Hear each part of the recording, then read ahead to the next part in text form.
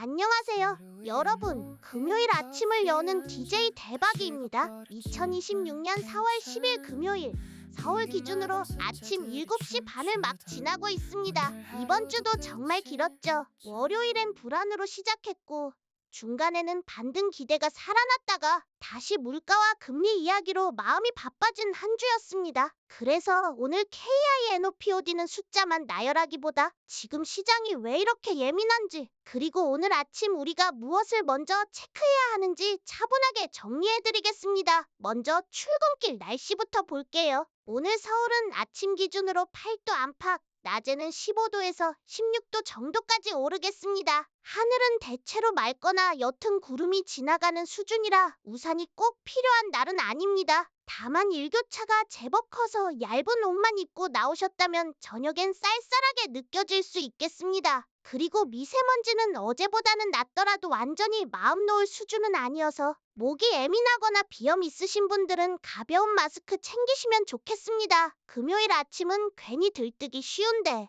몸은 생각보다 쉽게 지치니까 오늘은 옷차림부터 무리하지 않는 게 좋겠습니다. 이제 시장의 큰 그림으로 들어가겠습니다. 오늘 아침 글로벌 금융시장을 한 문장으로 정리하면 이렇습니다. 위험자산은 완전히 꺾이지 않았지만 다시 편하게 위를 보기도 어려운 구간이다. 왜냐하면 투자자들이 다시 한번 인플레이션과 금리의 연결고리를 의식하고 있기 때문입니다. 한동안 시장은 경기 둔화보다도 금리 인하 기대를 먼저 바라봤죠. 그런데 최근에는 유가와 관세, 공급망 부담, 지정학 변수까지 겹치면서 물가가 생각보다 끈적하게 남는 것 아니냐는 걱정이 다시 고개를 들고 있습니다. 시장이 예민한 이유는 바로 여기에 있습니다. 좋은 뉴스가 나와도 오래 못 가고 나쁜 뉴스는 순식간에 할인율과 밸류에이션 이야기로 번지는 환경입니다. 먼저 미국 시장부터 짚어보겠습니다. 최근 미국 증시는 지수만 보면 버티는 그림이 이어졌습니다. S&P 500과 나스닥은 이전 고점 부근을 의식하는 흐름을 보여줬고, 투자자들은 여전히 대형 기술주와 AI 관련주에 기대를 걸고 있습니다. 하지만 이 버팀목이 아주 편안한 강세라고 보긴 어렵습니다. 지금 시장은 실적 기대 하나만으로 오르는 장이 아니라 금리가 더 올라가지 않기를 바라면서 버티는 장에 가깝습니다. 다시 말해 주가를 끌어올리는 힘보다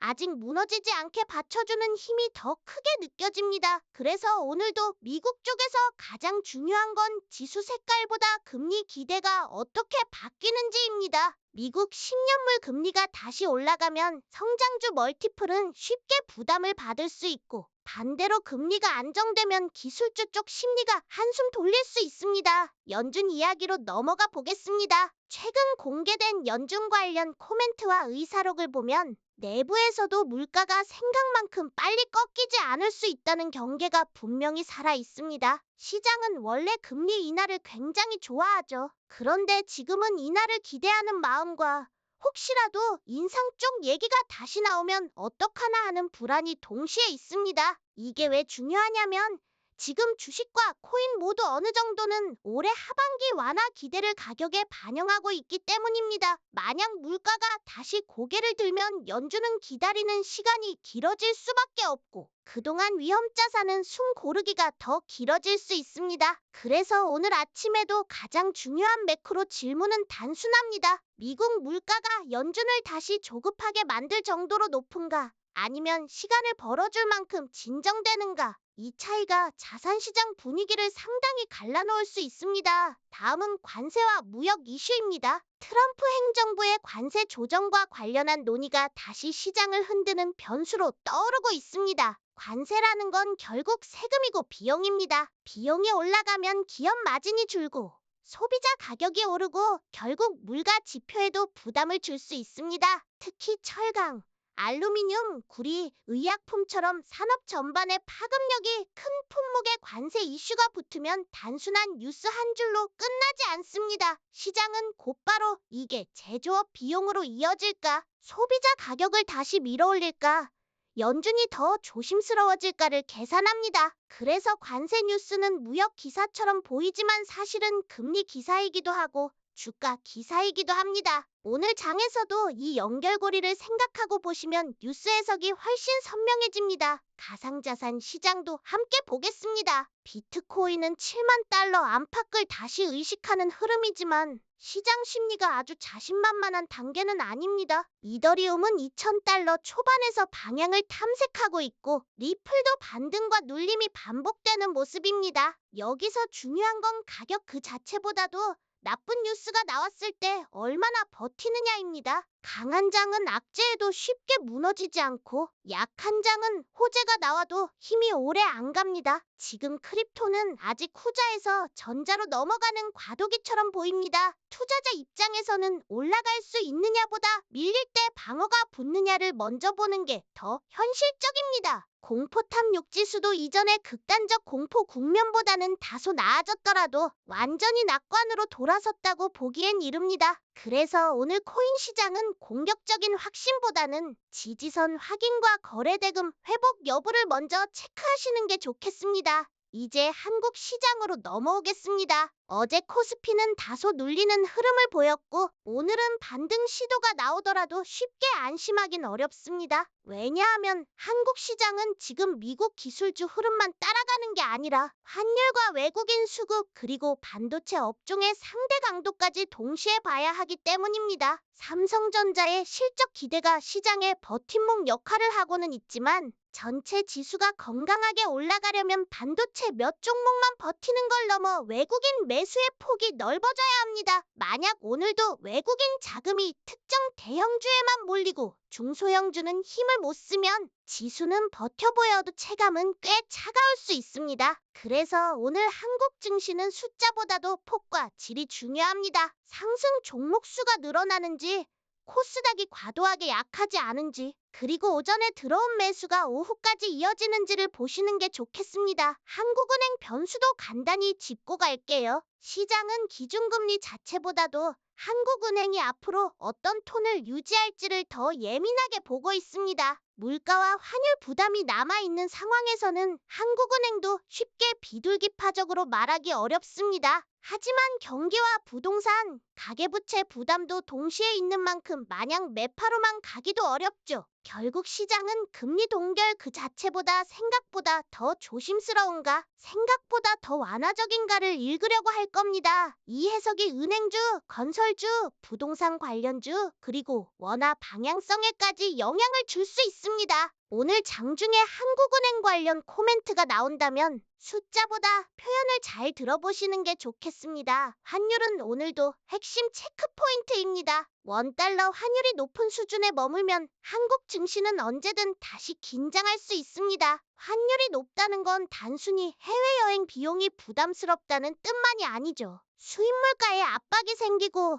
외국인 자금의 심리에도 영향을 주고 기업들의 비용 구조에도 부담을 줍니다. 특히 유가가 불안한 상황에서 환율까지 높으면 에너지 수입국인 한국에는 부담이 배가 됩니다. 그래서 오늘 장에서는 코스피가 빨갛게 시작하는지보다 환율이 안정되는지가 훨씬 더 중요할 수 있습니다. 환율이 진정되면 시장은 숨을 돌릴 여지가 생기고 반대로 환율이 다시 튀면 지수 반등도 신뢰도가 떨어질 수 있습니다. 부동산 쪽도 짧게 짚겠습니다. 요즘 부동산 시장은 금리 인하 기대만으로 살아나기엔 아직 변수들이 많습니다. 가계의 실제 현금 흐름, 대출 부담, 전세 시장 분위기, 그리고 정책 신호가 동시에 작용하고 있기 때문입니다. 특히 환율과 물가 부담이 다시 커지면 중앙은행의 여유가 줄어들고 그건 곧바로 대출금리 기대에도 영향을 줍니다. 그래서 부동산은 곧 금리 내려오겠지라는 기대만으로 보기보다 실제 금융 환경이 얼마나 부드러워지는지를 차분하게 확인하는 단계라고 보시는 게 맞겠습니다. 오늘 시장에서도 건설과 리츠, 금융 관련 종목을 보실 때는 이 큰 맥락을 함께 놓고 보시면 좋겠습니다. 오늘의 하시슈는 결국 물가와 정책, 그리고 위험자산의 체력이 동시에 시험대에 올라 있다는 점입니다. 투자자 입장에서는 뉴스가 너무 많아 오히려 길을 잃기 쉬운 날입니다. 이럴수록 순서를 정하는 게 중요합니다. 첫째, 미국 물가 관련 기대가 어떻게 바뀌는지. 둘째, 연준이 다시 매파적으로 해석될 여지가 있는지. 셋째, 환율이 한국 시장에 부담을 더하는지 줄이는지. 넷째, 비트코인이 7만 달러 근처에서 버티는지. 다섯째, 코스피에서 외국인 수급이 반도체를 넘어 확산되는지. 이 5가지를 순서대로 보시면 오늘 장의 성격이 훨씬 또렷하게 읽힐 겁니다. 초보 투자자분들께는 오늘 특히 예측보다 관찰을 권하고 싶습니다. 시장이 흔들릴 때 가장 위험한 건 방향을 너무 빨리 확신하는 겁니다. 오늘 같은 날은 장 시작 30분, 1시간, 점심 무렵 그리고 오후 마감까지 자금의 움직임이 계속 달라질 수 있습니다. 그래서 아침에 한번 본 숫자만으로 결론 내리기보다 누가 사고 누가 파는지, 어떤 업종이 버티고 어떤 업종이 무너지는지를 차분하게 지켜보는 게 훨씬 실전적입니다. 시장은 늘 정답을 한 번에 주지 않고 힌트를 순서대로 줍니다. 그 순서를 읽는 사람이 흔들림 속에서도 훨씬 안정적으로 대응할 수 있습니다. 이제 오늘 아침 포인트를 짧게 정리해 보겠습니다. 첫째, 서울은 큰 비 소식 없이 선선한 금요일 아침입니다. 둘째, 미국 시장은 지수보다 금리 기대가 더 중요합니다. 셋째, 연준은 여전히 물가를 쉽게 놓지 못하고 있습니다. 넷째, 관세 이슈는 결국 물가와 금리 문제로 이어질 수 있습니다. 다섯째, 비트코인은 다시 7만 달러를 시험하지만 아직 확신의 장은 아닙니다. 여섯째, 한국 시장은 환율과 외국인 수급, 반도체 확산 여부가 핵심입니다. 이번 주 내내 시장이 마음을 들었다 놨다 했지만 그렇다고 우리가 같이 흔들릴 필요는 없습니다. 오히려 이런 날일수록 중요한 숫자 몇 개만 챙기고 나머지 소음은 조금 덜어내는 게 좋습니다. 바쁜 아침일수록 생각을 단순하게 해야 실수가 줄어듭니다. 오늘도 너무 무리하지 마시고요.